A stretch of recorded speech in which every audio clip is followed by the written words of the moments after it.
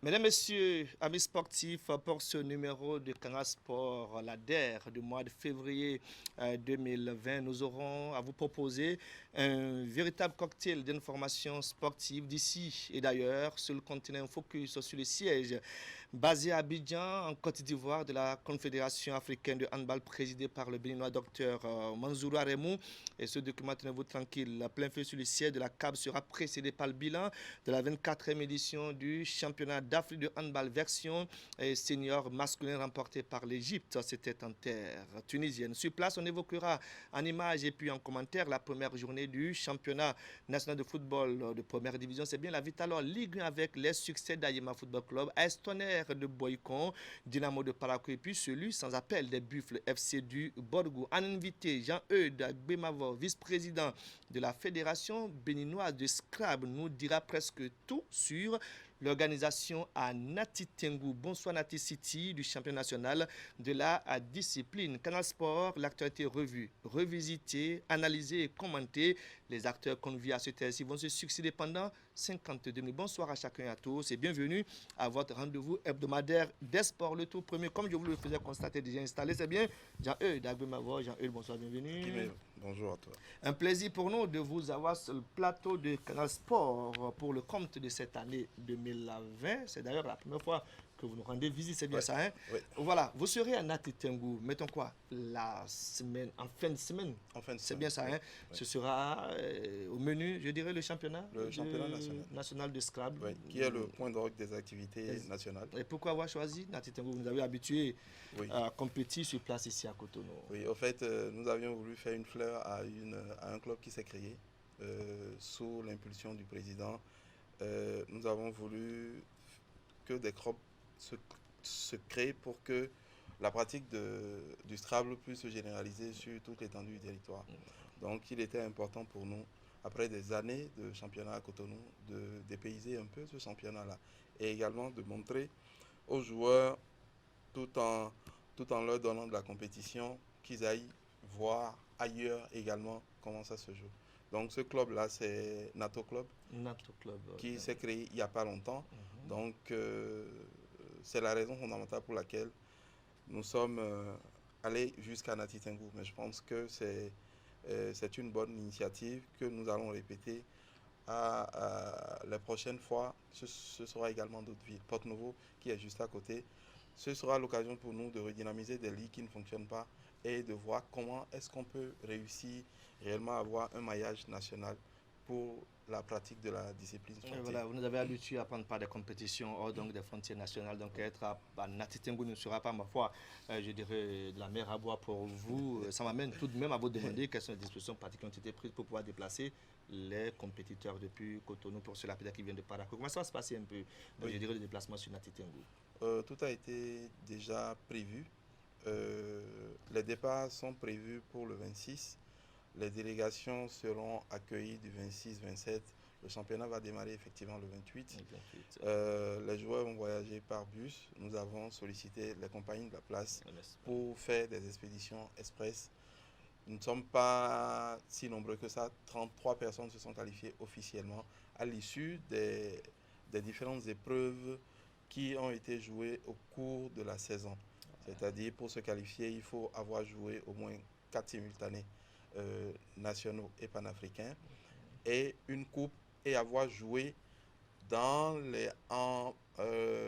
au niveau des performances requises pour la catégorie dans laquelle vous avez compétit. Voilà, donc ça fait que nous avons écrémé ces 33 personnes. Il y a des white cards pour les gens que nous voulons encourager, notamment le doyen Clotaire Awekou qui a repris avec le Scrabble, et puis la ville qui accueille également.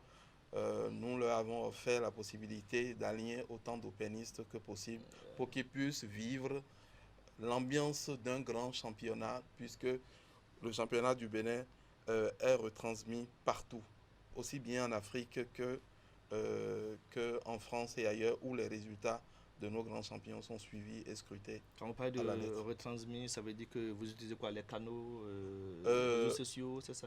Oui, par les réseaux sociaux également. Il y a un logiciel que détient la Fédération française de Scrabble qui permet de suivre, Où que vous trouvez voilà, de le suivre déroulement du championnat. exactement le déroulement de tous les Ça permet championnats. d'éviter des tricheries. Exactement. Je vois un peu. Donc, les résultats sont envoyés au fur et à À mesure mesure. à la Fédération internationale de Scrabble francophone, mais également ventilés dans tous les pays. On sait que, bon, que Julien sur cette partie est au top et que Xavier suit derrière et à la prochaine. Donc, ça permet de suivre en même temps pour savoir au Bénin comment ça se passe, quel est le ranking, qui sera premier, qui sera deuxième et comment est-ce que ça se fait. Donc, voilà un peu les dispositions qui ont été prises. Donc, on démarre le championnat le 27, la compétition démarre le 28 et on finit le premier avec le retour à Cotonou le 2. Et pour ceux qui ne sont pas à Cotonou, Lokossa, Parakou, etc., toutes les délégations retournent dans leur fief le 2. La compétition a lieu où? À Titengo précisément? La compétition a lieu à la Chevêchée, À la Chevêchée. qui a mis une salle à notre À votre disposition. disposition. Donc nos joueurs doivent jouer dans des conditions qui leur permettent de rendre le meilleur d'eux-mêmes pour que les performances puissent être des performances qui puissent plutôt faire parler de nous en bien sur l'échiquier international. En dehors de ça, je dirais quoi?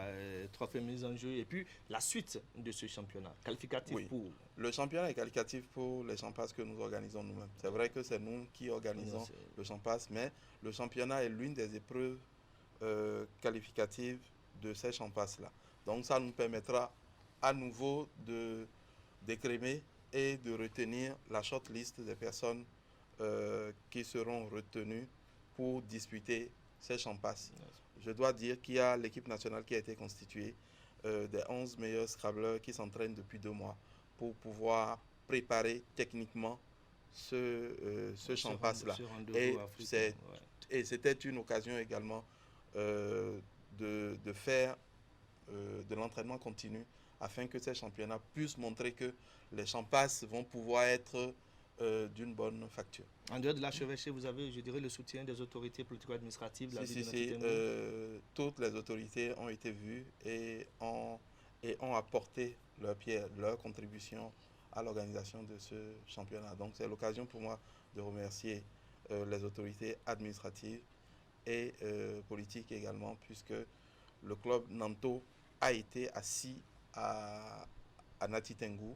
Et je pense que la pratique du Scrabble peut apporter un plus pour cette ville.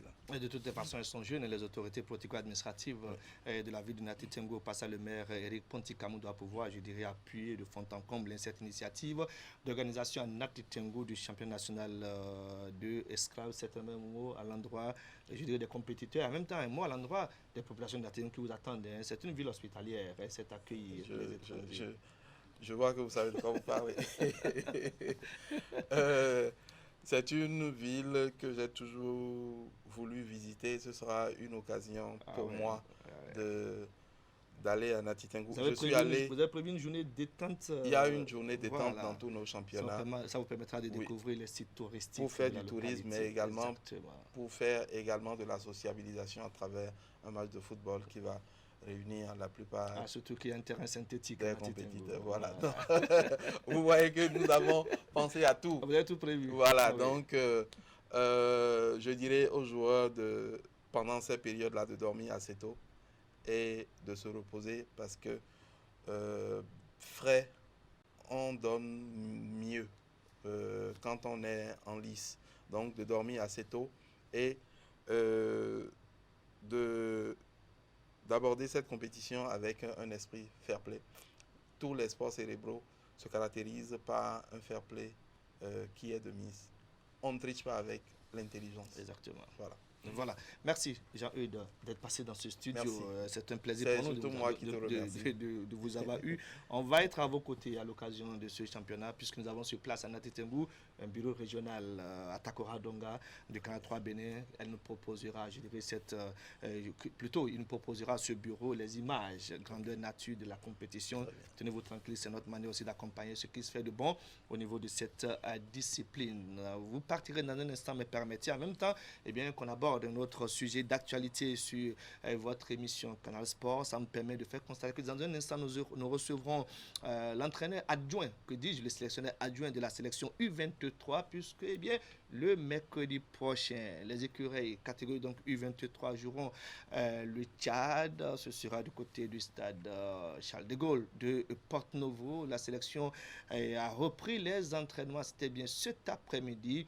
Et Patrick Agbenou sera dans ce studio pour me dire, et vous permettre d'avoir une idée, je dirais, des enjeux de cette rencontre amicale. Mais avant de le recevoir, on va déjà faire constater, les amis téléspectateurs, que bien, depuis ce vendredi, on a redémarré avec le champion de football de première division sur des images que nous proposerons, je dirais, que nous proposera la réalisation qui est à pied d'œuvre. Donc en ce moment, eh bien, on fera constater que des matchs ont été disputés ce week-end.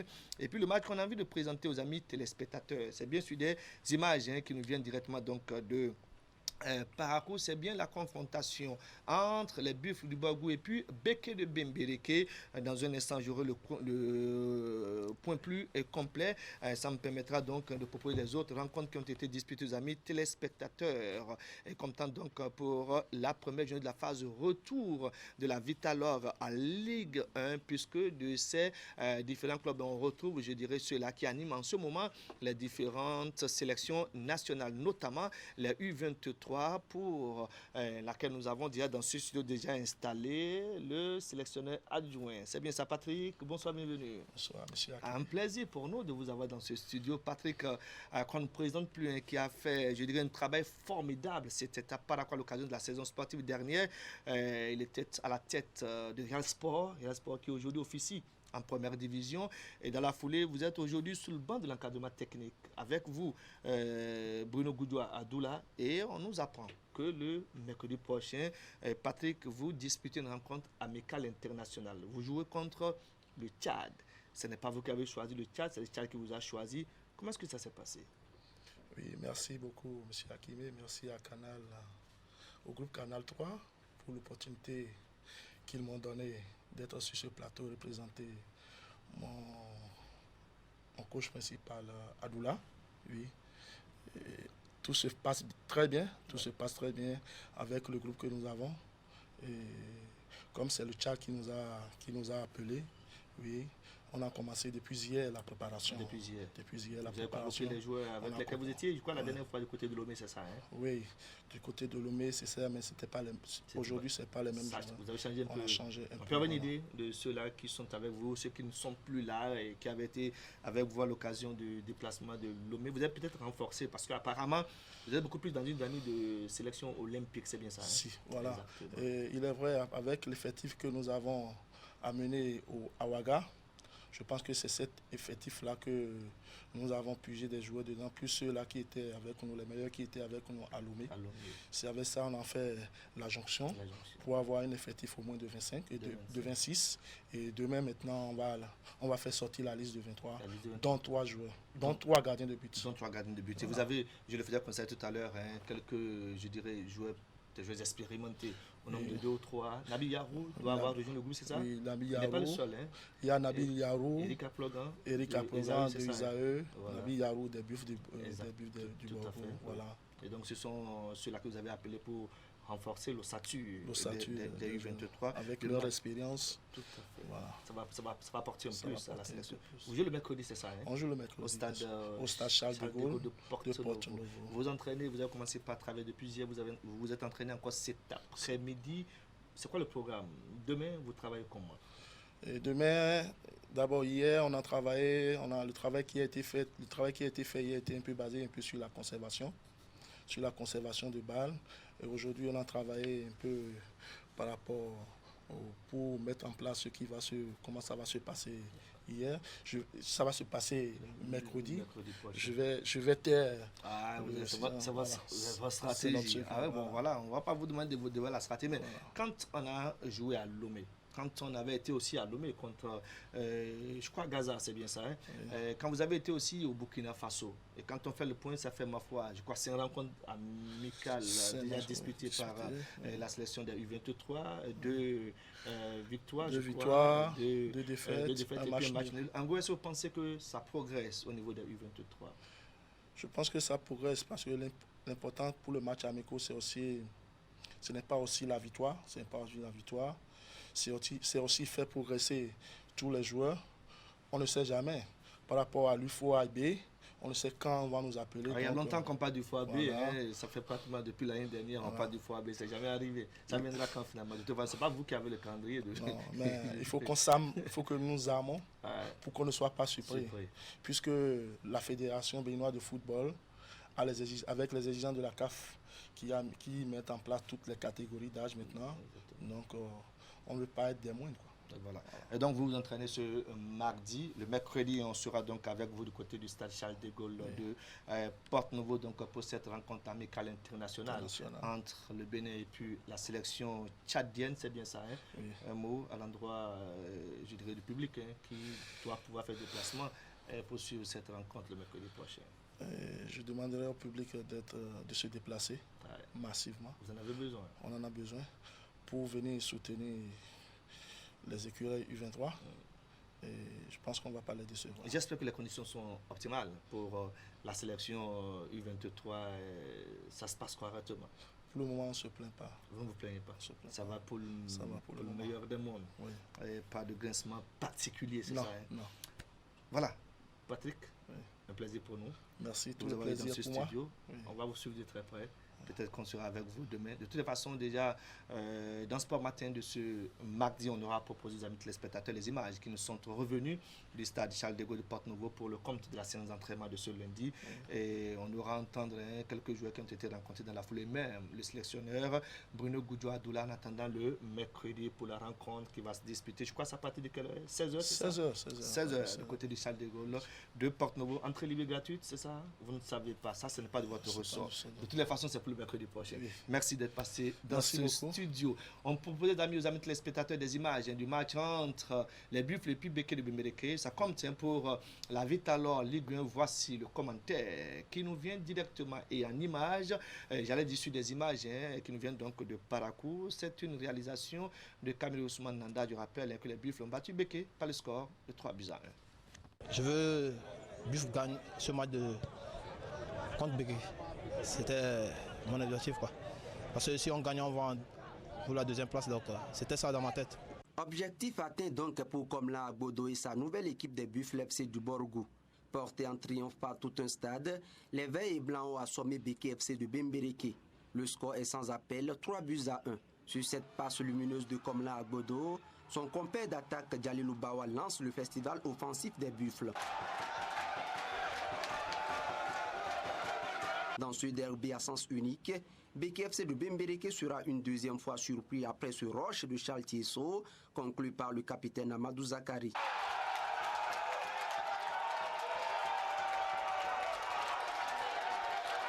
Infatigable sur le front de l'attaque, Komla Agbodo sera récompensé de ses efforts avec cette troisième réalisation. Malik Tanguy sur ce bijou sauve l'honneur en toute fin de rencontre. Béké FC de Bimbereke chute largement à Parakou face à un adversaire plus fort et plus organisé. Nous avons trouvé un adversaire vraiment plus fort, plus organisé, plus volontaire sur le terrain que nous. Contrairement à nous, Béké Football Club, c'est la première fois depuis le début de ce championnat que j'ai vu mes joueurs jouer de la sorte. 3 victoires successives et une attaque qui comble progressivement les attentes. La trêve a permis de faire quelques réglages. À la trêve, nous avons pu réparer certaines erreurs ou pour pouvoir scorer beaucoup de buts. Et ça a marché aujourd'hui. Vous avez vu 3 matchs et on marque. Deuxième au classement de cette Vitalor Ligue 1 avec 28 points, les Buffles FC du Borgou seront en déplacement à Cotonou lors de la 17e journée pour en découdre avec la jeunesse athlétique de Cotonou-Jacques.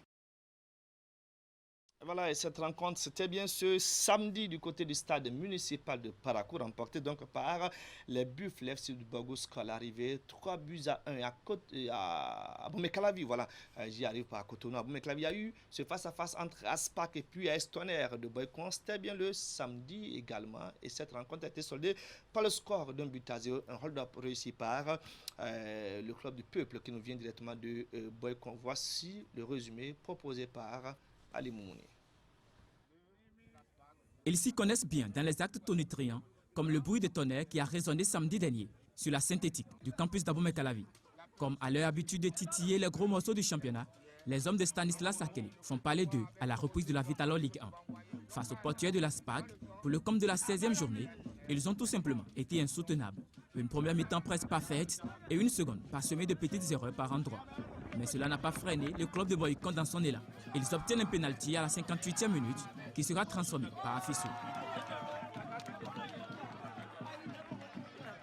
Tonnerre prend l'avance sur Aspac et s'impose à l'arrivée sur le score d'1-0 avec 3 nouveaux points engrangés à l'extérieur.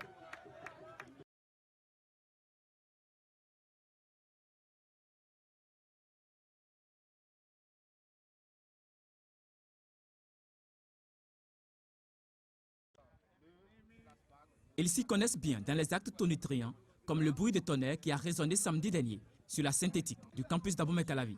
Comme à leur habitude de titiller les gros morceaux du championnat, les hommes de Stanislas Akeli font parler d'eux à la reprise de la Vitalor Ligue 1. Face aux portuaires de la SPAC, pour le compte de la 16e journée, ils ont tout simplement été insoutenables.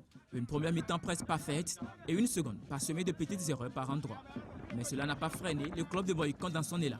Ils obtiennent un pénalty à la 58e minute qui sera transformé par Afissou.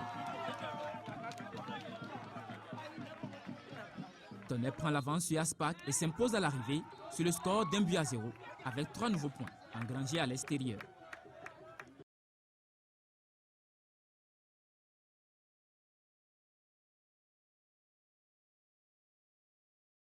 Voilà, comme vous le constatez, je crois que nous avons quelques soucis, et vraiment des soucis techniques. C'est un véritable embrouillamini. Ça va se régler de toutes les façons. Ça me permet de continuer un peu avec Ambroise Insou, le temps que ça s'harmonise du côté de la régie technique. Ambroise Insou, bonsoir, bienvenue. Bonsoir Akimé, chers amis téléspectateurs, bonsoir. Et voilà, ce week-end, reprise de la Vitalor à Ligue 1. Des rencontres ont été disputées avec, dans la foulée, des victoires à mettre à l'actif des Buffles du Borgou, de l'Est Tonnerre de Boycon. Aïma aussi s'en sort victorieux. On ne va pas oublier, je dirais, la rencontre inaugurale de cette phase de retour. C'était bien sûr vendredi entre Dynamo, une accord de Paraco et puis les Dragons de Lemire. Rencontre soldée par le score de but à 0. En gros, eh bien, certains ont commencé tel qu'ils ont non mais bon, tel qu'ils ont aussi commencé la première partie, voilà quoi. Il n'y a pas d'Aïma par exemple et de Buffle qui a disparu de Béquet en coup de double, c'était déjà à Kandi où les Buffles sont imposés et cette fois-ci il s'impose 3-1.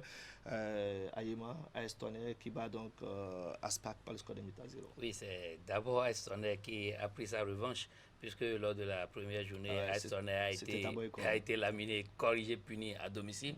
Donc il faut forcément un sursaut d'orgueil pour Akeli Stanislas et ses poulains pour le compte de la manche retour.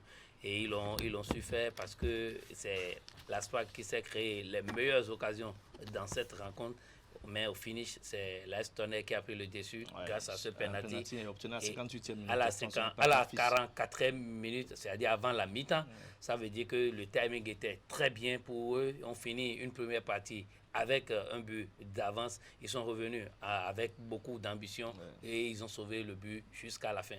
Mais ce qu'on note dans cette rencontre, c'est le grand retard de 41 minutes qu'on a assisté, dû à l'absence de la sécurité, c'est-à-dire les éléments de la police républicaine n'étaient pas là pour assurer la sécurité des officiels. Et là, dans les tests, on dit dès qu'on n'a pas au moins 4 éléments de la police républicaine, il ne faut pas commencer les rencontres.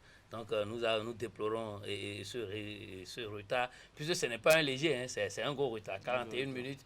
Et ça fait aussi que au niveau des joueurs, le taux d'adrénaline a monté. Et on a compris que la rencontre a démarré avec beaucoup d'engagement et beaucoup de vivacité. Ça fait que du côté de Tonnerre, ils ont perdu 2 joueurs sur blessure. Oui. Voilà, donc je le faisais constater, plusieurs rencontres ont été donc disputées. On va y aller, je crois que cette fois-ci, si elle est indulgente avec nous, la régie technique, on va y aller avec les résultats des rencontres tout au complet disputées donc ce week-end de comme temps pour l'acte premier de la phase retour de la Vitalor Ligue 1. On parlait donc du succès 1 but à 0 de Dynamo, une accord de Paraco sur Dynamo sur les Dragons de Lemay. Il y a aussi le succès d'Aïma sur Asvo, c'était à Missérété 2 buts à 1, succès 3 buts à 1 des Buffles sur Béquet de Béquet. Les images on vous les a proposées. Aspac a été battu par l'Est Tonnerre. Là également vous avez des images ce dimanche les rencontres se sont poursuivies.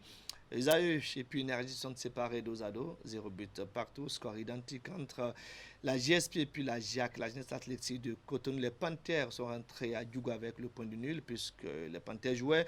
Real Sport à Parakou, rencontre soldée par le score nul et vieille de 0 but partout. Il y a eu également un nul, mais cette fois-ci avec des buts. 2 buts ont été marqués. C'était au Stadium Saint-Louis de Craqué, le CS Craqué et puis UPNM se sont séparés dos à dos. Un but partout. Le classement, on va y aller avec pour faire constater. Kayema reste toujours leader de la Vitalor Ligue 1 avec 33 points, 28 points pour les Buffles FC du Borgou, 28 points également pour Esaü FC, 25 points pour les Dragons de Lemay. Énergie est 5 avec 22 points pour les Panthères de Djougou, 21 points pour Rasvo. Au bas de classement, on retrouve Dynamo Unacob avec 11 points, donc avec 19 points et donc 11e. La JSP 12e avec 19 points également. 17 points pour la JAC, 17 pour Real Sport. Les derniers de la classe sont non désormais USS Craqué 17 points et puis UPNM qui totalise 7 points après 16 journées disputées. Ainsi se résume la phase retour à la première journée de la Vitalor à Ligue 1. On va changer de discipline en base pour parler cette fois-ci de basketball, et notamment la Super League Sport Sud qui en était à sa 3e journée ce week-end. Des rencontres ont été disputées à Cotonou et puis à Parakou.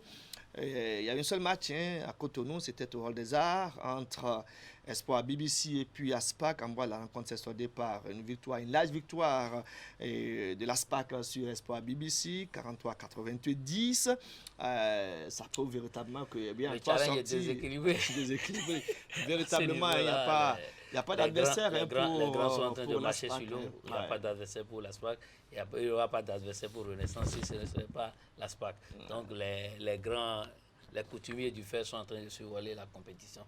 Ah, voilà, on va y aller avec les impressions de l'entraîneur tout heureux de l'Aspac Basketball Club. Il a nom Aurelius Kokou. Il est au micro d'Ali Moumouni.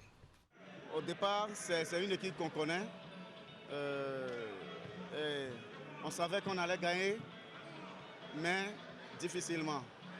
On a démarré, on a vu qu'on est plus en jambes et puis on a mis le paquet. Mais il y a la maladresse qui est restée tout le temps dans notre rang et puis le score n'a pas évolué comme ça se devait. Comme il y avait assez de facilité, en tout cas c'est moi qui le dis, il y a assez de facilité sur le terrain. Parce que nous on a travaillé d'une manière à être plus rapide, mais eux ils ont travaillé d'une manière à ma lecture à être plus lent pour amortir notre rapidité. Voilà, je parlais donc d'Aspac qui a battu Espoir à 90-43.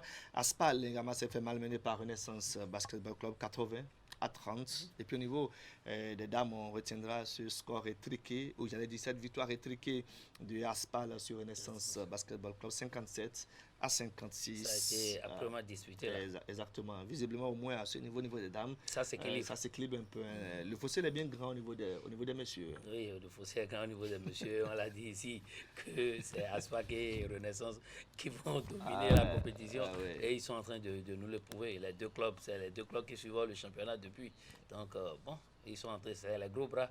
Et ils marchent sur les petits, c'est les John Brie en fait. Voilà, après le football, après le basketball, on va s'intéresser en Boise maintenant au handball. Ça nous permet de nous rendre directement du côté donc, de la Côte d'Ivoire pour faire le bilan de la 24e édition du championnat d'Afrique de handball, version senior masculin. C'était donc du côté de la Tunisie, c'était le mois dernier en Boise-Sou.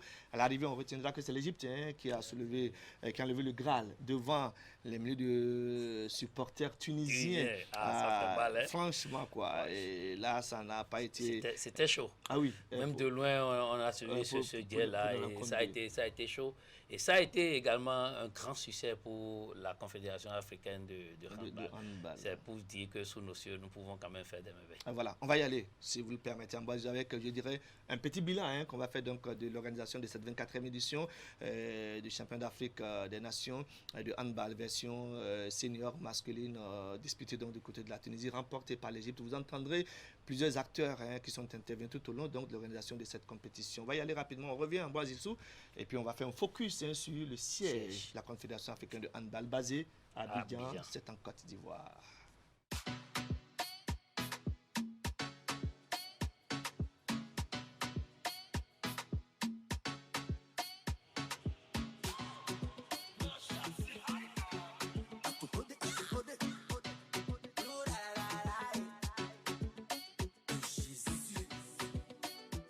sommes certes à la 24e édition, mais il faut souligner quand même que la Tunisie a fait fort en mettant à disposition tous les moyens adéquats pour permettre, n'est-ce pas, à nos joueurs de s'exprimer de façon convenable. Vous me donnez l'occasion de féliciter toutes les délégations qui ont pris part à cet événement, parce que c'est pour la première fois que nous organisons une CAN avec un schéma de 16 équipes, dans la mesure où nous avons pu obtenir de la Fédération internationale cette place pour le prochain mondial qui aura lieu en Égypte en janvier 2021. Un niveau assez relevé par rapport à ce qu'on a l'habitude de voir. Je prendrai par exemple en exemple l'équipe du Cap-Vert qui a été la surprise de la compétition. Une équipe que tout le monde n'attendait pas à ce niveau, mais qui aujourd'hui termine 5e de la compétition et qui va participer au mondial des hommes qui aura lieu en 2021 en Égypte. Et comme j'ai l'habitude de dire depuis que je suis arbitre, une compétition n'est jamais gagnée d'avance.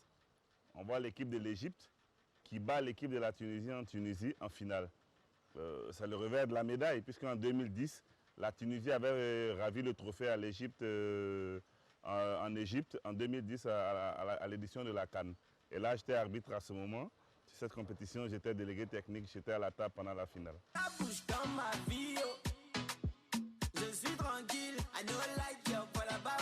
J'apprécie également le retour de certains pays, comme l'Algérie, qui avait disparu longtemps de la scène internationale. Il faut le souligner, cela veut dire qu'il y a un travail de fond qui se fait à ce niveau. Je vis ma vie, les gens t'ont dit que j'ai réussi. J'ai eu à féliciter mes joueurs parce que, on va dire, de toutes les nations, nous sommes les seuls à être partis avec une équipe totalement, j'allais dire, constituée de joueurs locaux. Et les prestations de nos athlètes ont montré qu'ils avaient, j'allais dire, beaucoup à donner. Malheureusement, j'allais dire, et la préparation et les moyens, j'allais dire, pour pouvoir atteindre nos objectifs n'ont pas suivi.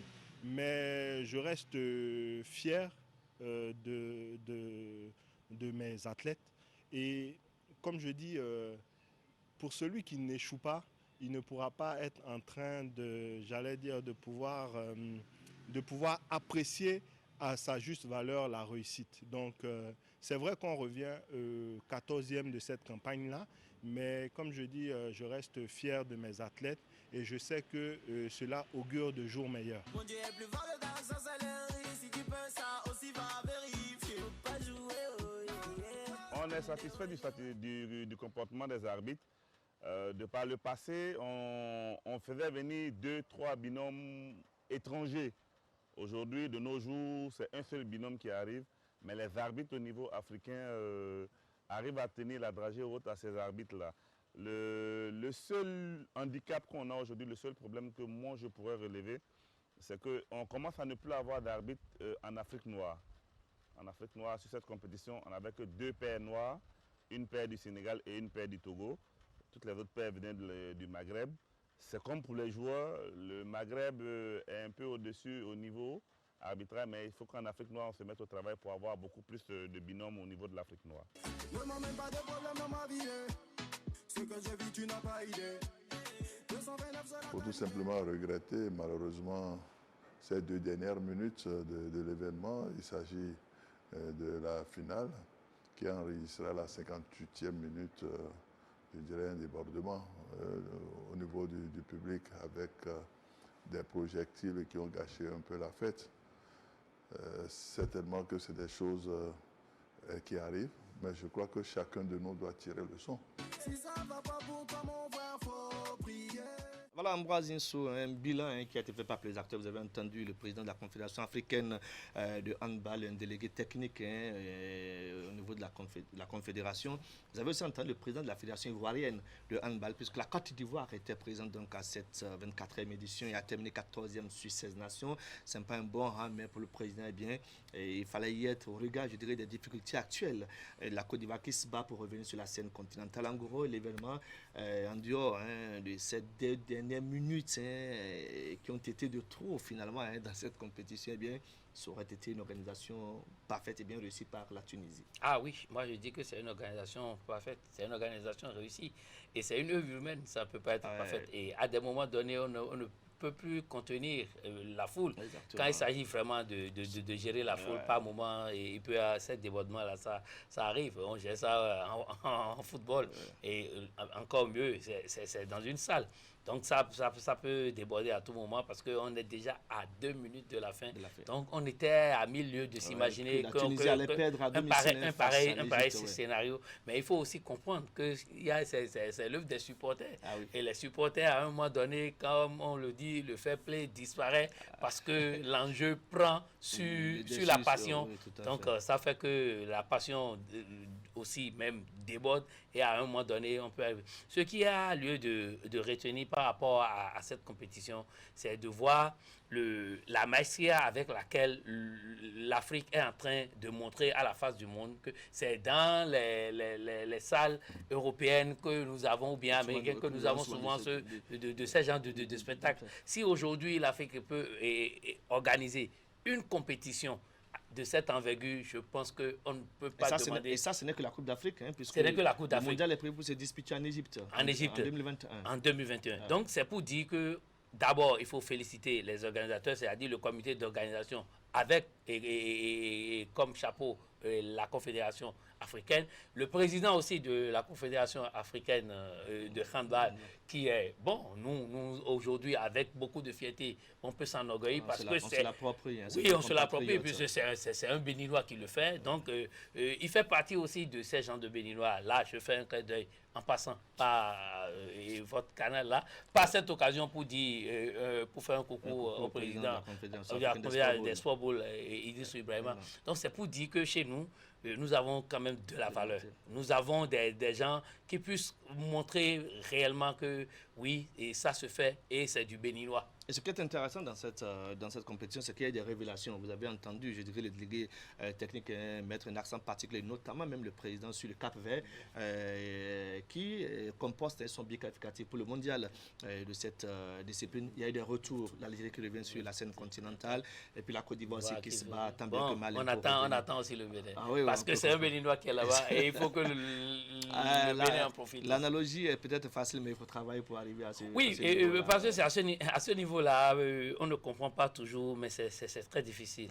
Parce que quand vous prenez déjà au niveau de la sous-région, pour se qualifier, ce n'est pas facile, parce que vous avez le Nigeria, des gros bras, le Nigeria, le Ghana, et la Côte d'Ivoire, le Sénégal. Donc, il faut d'abord jouer et ces pays-là pour compenser son billet. Je pense que ce ne serait pas une partie de plaisir.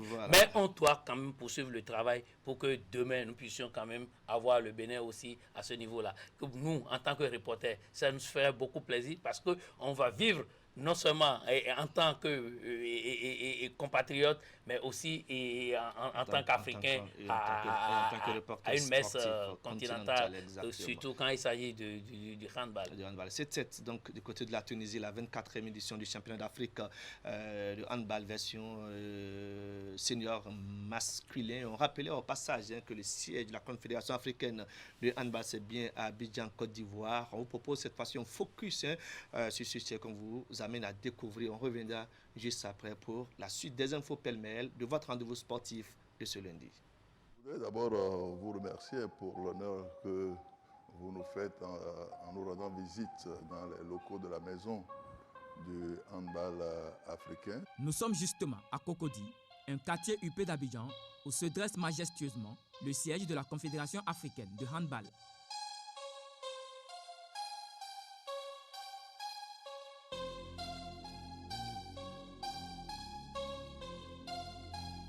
Il y a 8 ans, c'était des petits bureaux dans les tours au plateau ici en Côte d'Ivoire.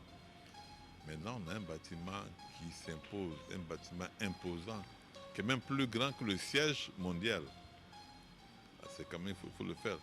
Un bâtiment avec 32 bureaux officiellement, qui peut habiter le siège du handball mondial.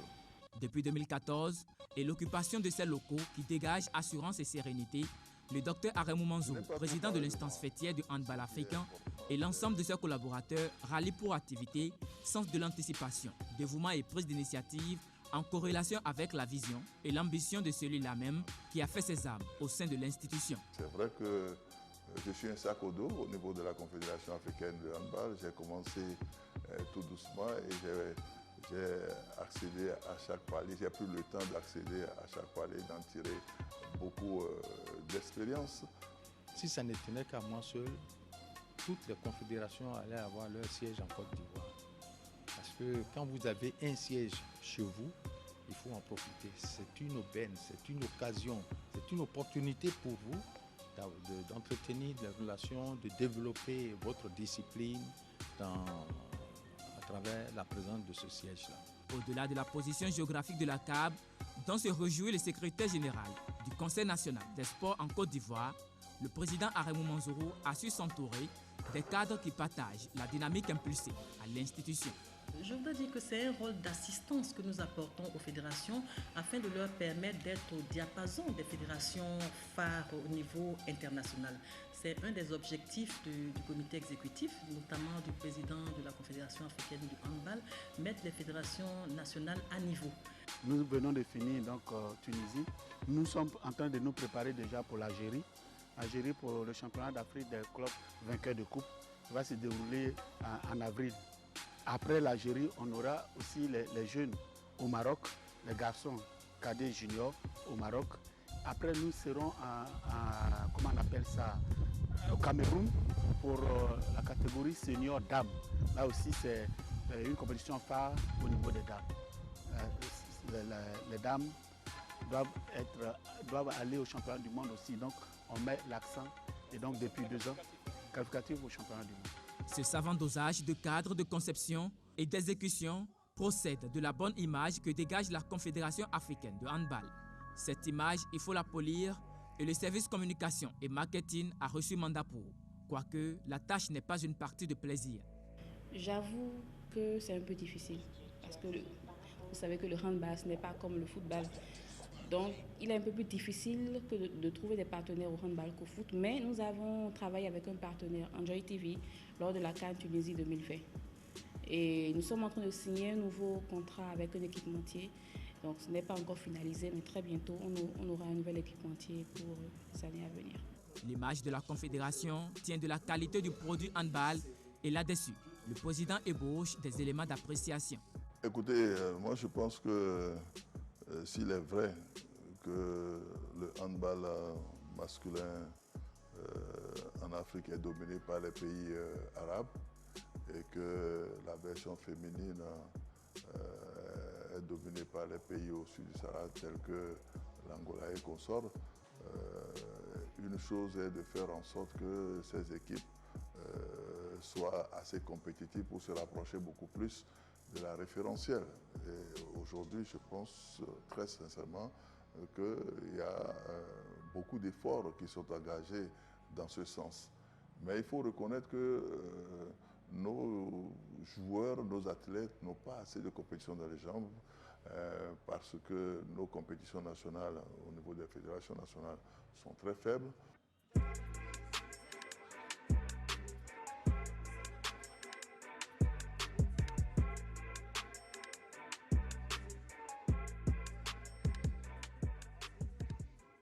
Dans la réalité, on se sent bien positionné en 2e place après l'Europe, mais nous pensons qu'il faut pouvoir quand même prendre conscience de l'étendue du gap qui nous sépare de l'Europe. C'est ainsi que nous sommes sortis, je dirais, de l'organigramme classique de la Confédération africaine de handball en termes de commission d'organisation, de commission des règles de jeu, de commission d'entraînement et méthode, pour rester pointu dans la formation que nous donnons aux différents intervenants.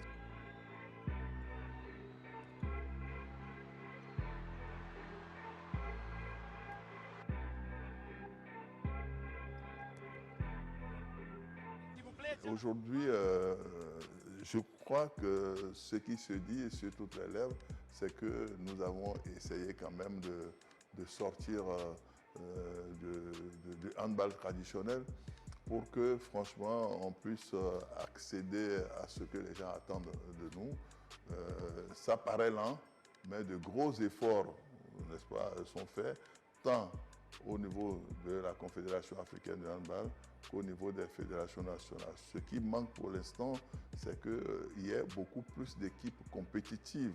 53 fédérations africaines, fréquemment soutenues par la Confédération, animent et participent aux activités relativement au chronogramme de l'instance africaine. En attendant janvier 2021, pour le mondial de la discipline en Égypte, les regards sont pour l'heure braqués sur la Coupe d'Afrique des vainqueurs de club d'avril 2019. Voilà, Ambroise Insou, nous étions donc en Côte d'Ivoire à la découverte du siège de la Confédération africaine de handball. On rappelle que c'est à Cocody, le quartier, et donc la Confédération s'y trouve depuis 2014. Ah ouais. Nous avons vu un bâtiment imposant. Nous avons vu que chez nous, on peut faire, je continue de le dire, on peut toujours faire les bonnes choses, les choses merveilleuses. On peut rêver en couleur. Et ça dénote aussi de l'ambition de l'homme. Et quand vous avez des gens qui sont ambitieux, des gens qui veulent faire, qui veulent montrer aux autres, parce que n'oublions pas, il y a la Confédération africaine de handball et il y a la Confédération européenne aussi de handball. Et lorsque ces gens-là se voient, et on voyage pour aller vers les autres, on voit et on imite. Il faut juste... On rêve beaucoup pour son continent. On rêve beaucoup pour son continent. Et c'est ça que notre compatriote... Beaucoup plus à la modestie. Avec, oui, maintenant, c'est la modestie du président que je salue. C'est vrai, c'est un homme que j'espère découvrir un sac au dos. Oui, je lui dis qu'il a franchi petitement les paliers. Et pour se retrouver à ce niveau-là, oui, bon, c'est toute modestie gardée. Et c'est aussi la résultante de l'homme, parce que il est tout le temps effacé. Beaucoup ne savent même pas que c'est un Béninois. J'étais dans une discussion avec quelqu'un quand je lui ai dit que c'est un Béninois. Il a dit non, que c'est faux, que lui, le prenait toujours pour un Sénégalais. Il dit non, il n'est pas. Il dit il n'a aucun apparat de Béninois parce que les Béninois, c'est le ventre gros, les fesses.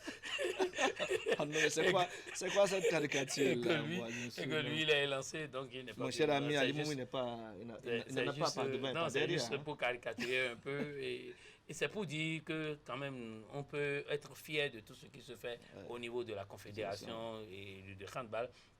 Et je pense que ça doit avoir de répercussions positives sur la fédération de handball chez nous. On a besoin d'une équipe nationale, que ce soit au niveau des dames comme au niveau des hommes. On a besoin d'une équipe senior pour quand même commencer par s'essayer et se frotter avec les gros cylindrés pour qu'au finish, au bout du rouleau, nous puissions quand même être un peu affranchis. On peut se taguer de dire désormais au niveau du handball. Ça viendra parce que le handball aussi, comme j'ai l'habitude de le dire, fait partie des 4 disciplines majeures et choisies par le gouvernement pour la phase pilote.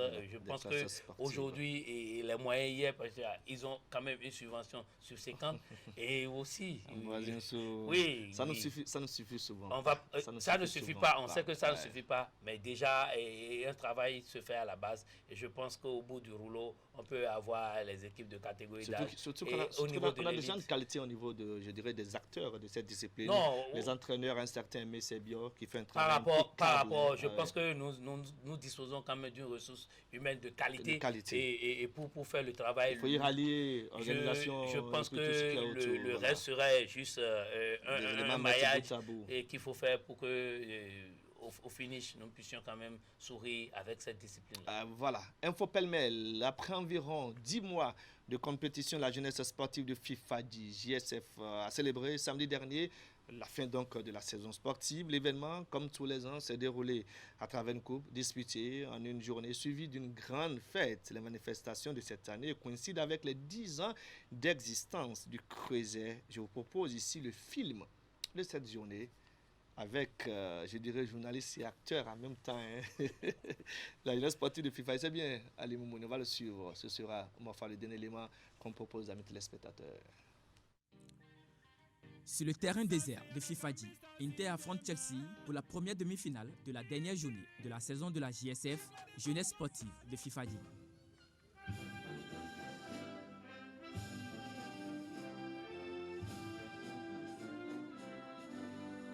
L'ultime rendez-vous réservé à la Coupe. Ici, c'est 4 équipes qui s'affrontent au cours d'une saison en championnat. Pour la saison 2019, c'est Milan qui s'est offert le titre. À l'étape actuelle de la Coupe, le protocole ne change pas. 4 affiches reparties en 2 demi-finales, un match de 3e place et une finale. Et comme en football, le sol ne se respecte pas. Pour cette matinée, Inter est en maillot jaune et Chelsea en bleu. C'est donc parti pour une explication de 40 minutes. Au bout du premier acte, les 2 équipes se séparent dos à dos. À la reprise, elles ne réussissent pas à trouver le chemin des filets. À l'arrivée, c'est Chelsea qui s'impose au tir au but sur le score d'1-0. Allez les écureuils, cette fois-ci c'est notre tour. Allez les écureuils. Place au deuxième match de la journée. Milan en noir accueille Manchester. Comme la première rencontre, celle-ci aussi sera fermée. Milan, l'équipe championne de la saison, ne trouve pas la faille, son adversaire non plus. Au bout des 40 minutes, tous sont renvoyés aux épreuves fatidiques des tirs au but. Cette fois-ci, les Noirs réussissent le coup. Ils s'imposent aussi sur le score d'1-0.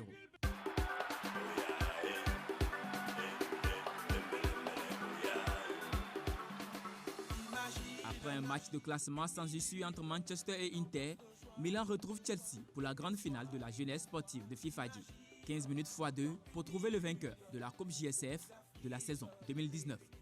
La rencontre démarre très bien pour l'équipe de Milan en noir qui s'est créé beaucoup d'occasions de but.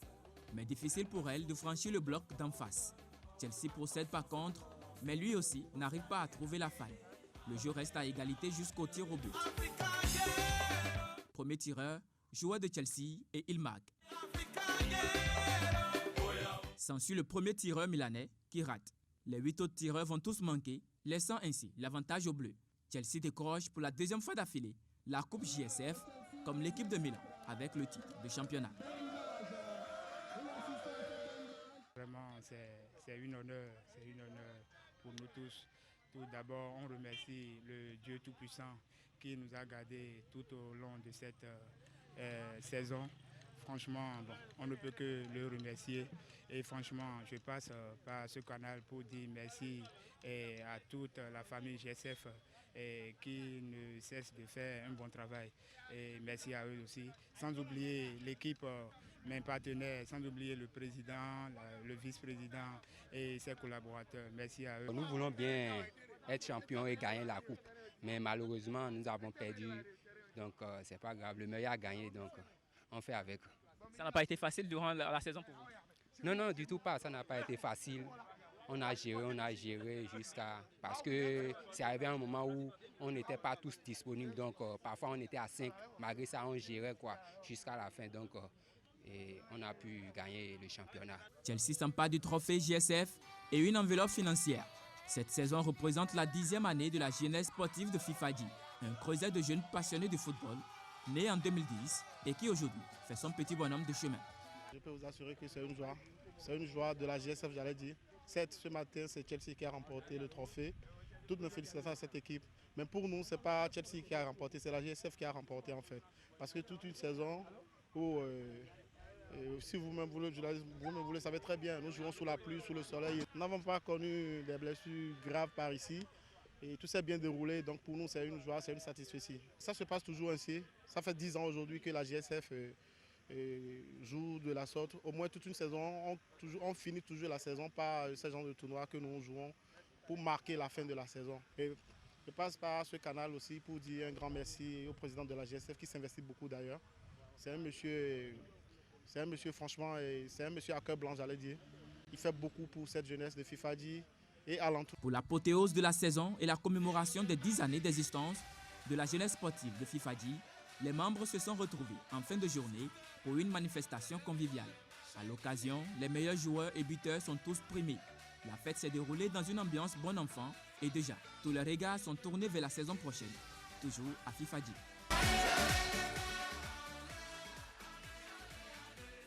Ah ouais, on ne peut être que bien servi que par soi-même. Hein. Le seul buteur. Le premier tireur bleu.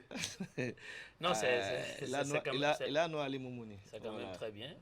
Au-delà de ce que Ali fait chaque lundi, il prouve aussi qu'il a quand même de la qualité.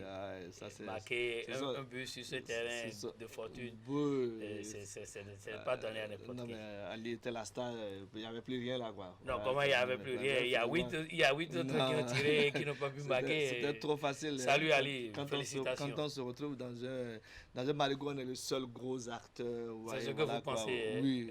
Non, du tout pas. C'est trop facile. N'est-ce pas? Oui, c'est bon, de toute façon, parce que c'est bon, je lui concède ça. Je crois que dans bien d'autres formats, on va voir si entre-temps, il y a encore la possibilité de performer tel qu'il a, il a emballé. Il le fait aussi sur le campus. Même là encore.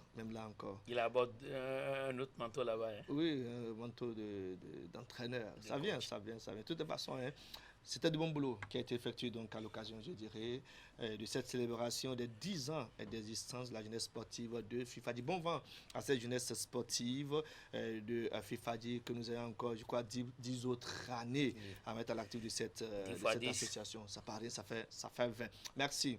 Ali Moumouni pour ce compte rendu fidèle qui nous a été donc proposé par rapport donc aux 10 ans d'existence de la jeunesse sportive de FIFADI. Mesdames et messieurs, comme vous le constatez, terminé, tout le monde descend. Merci à Agustin Videnko qui s'est battu comme un beau diable pour nous sauver, je dirais, des désagréments techniques de ce à lundi. Francis Coco était au son, à la coordination, à la préparation de cette émission. C'est bien Ali Moumouni. On ne va pas oublier que Modeste d'Oliveira nous a prêté son attention à la diffusion, exactement. Et vous, très chers amis téléspectateurs, merci de toujours prendre le rendez-vous hebdomadaire des sports sur Canal 3 Bénin. On va se donner rendez-vous lundi prochain chez vous. C'était Canal Sport, sportivement votre.